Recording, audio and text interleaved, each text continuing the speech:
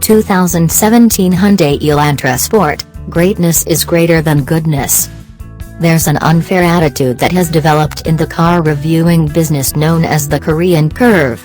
It's a reaction to the comparatively rapid progress that Hyundai and Kia have made in evolving their lineups from a collection of truly awful little cars into ranges of products that can compete with the best in the business. This transformation is undeniably impressive.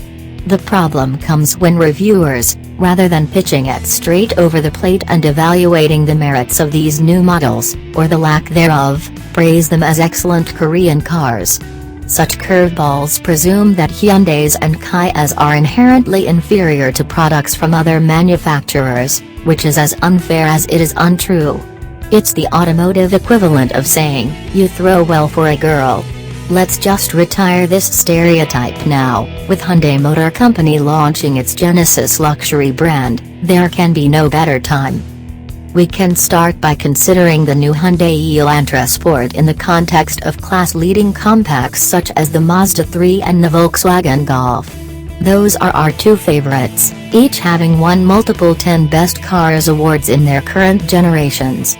In marked contrast, the Sport is the third new Elantra model to be introduced in the past year, coming after the standard 2.0-liter version and the fuel-sipping Eco model.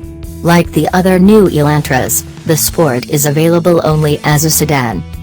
It starts at $22,485 with a 6-speed manual transmission, add $1,100 for the 7-speed dual-clutch automatic. That's as much as $4,500 more than other Elantras, with the extra outlay covering some significant mechanical upgrades. The Sport's 1.6-liter turbocharged 4-cylinder makes 54 more horsepower than the standard model, and a multi-link rear suspension replaces the torsion beam axle used in other Elantras.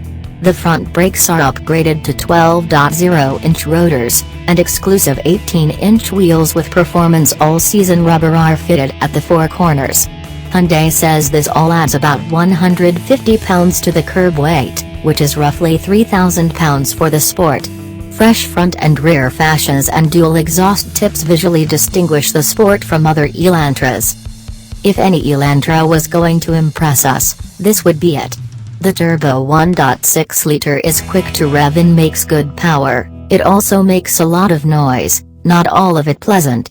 The Sport puts its best foot forward when our right foot is on the brake pedal, which is firm and gives the brakes a solid, progressive bite. But apart from going and stopping, the Elantra Sport needs more work. The manual shifter is topped with a nice round VW Golf-like ball, but the lever is a bit long. The automatic simply shifts too slowly to be sporty. Similarly, the flat-bottomed, leather-wrapped wheel feels great in your hands, yet the steering feel and feedback are lacking. The Elantra Sport rides stiffly and corners confidently, but the car never feels as fluid as the Mazda, and the suspension lacks the exquisite ride quality of the VW. Our first encounter with the inside of the Sport didn't do much to challenge the class benchmarks, either. The Elantra Sport has a nice enough feature set, including heated leather sport seats with red contrast stitching, a standard 7.0-inch touchscreen display with Apple CarPlay and Android Auto, and an available navigation system, part of the $2,400 premium package. The exterior styling is generic while the cabin design is conservative and elemental, and not in the good way we enjoy in the simply presented and utterly functional Golf. When it comes to the quality of the materials used, the hard gray plastics in the Elantra are absolutely shamed by the Mazda 3's beautiful cabin decor.